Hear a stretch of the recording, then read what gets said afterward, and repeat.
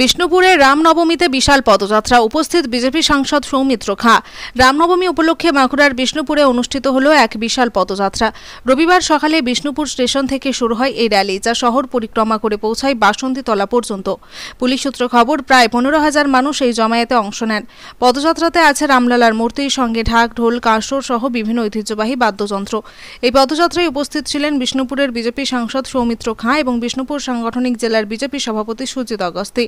শহর জুড়ে ছিল পুলিশের কড়া নিরাপত্তা ব্যবস্থা। র্যালি ঘিরে যাতে কোনো অপ্রীতিকর ঘটনা না ঘটে সেই জন্য মোতায়েন করা হয় জল কামান সহ বিশাল পুলিশ বাহিনী। বছরের পর বছর ধরে বিষ্ণুপুরে রামনবমী পালিত হয়ে আসছে, তবে এবারের জমায়েতকে ঘিরে মানুষের উৎসাহ ছিল চোখে পড়ার মতো। ধর্মীয় আবেগ ও উৎসবের আমেজে ভাসল গোটা বিষ্ণুপুর শহর।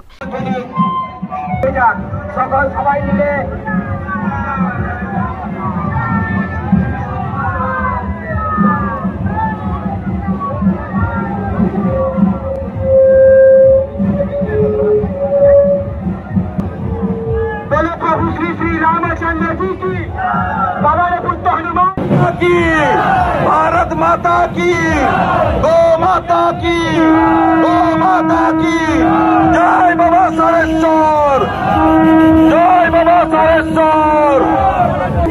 अरे जोर से बोलो, प्रेम से बोलो, जोर से बोलो।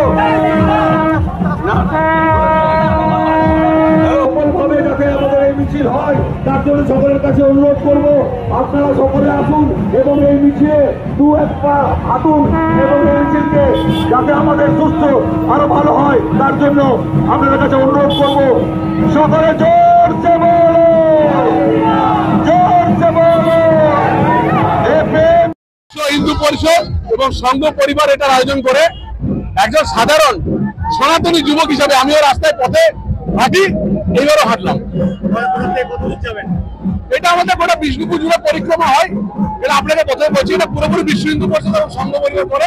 আমরা একজন বিষ্ণুপুরের যুবক হিসাবে রাস্তায় হাঁটি, সেটা আপনারা দেখতে পাচ্ছেন। সনাতনী ধর্মের জায়গা হচ্ছে বিষ্ণুপুর, মহারাজা বীরামবীর জায়গায় বিষ্ণুপুর, সেখানে একমাত্র। বাঁকুড়ার বিষ্ণুপুর থেকে অভিজিৎ মুখার্জির রিপোর্ট, শেষ বাংলা নিউজ।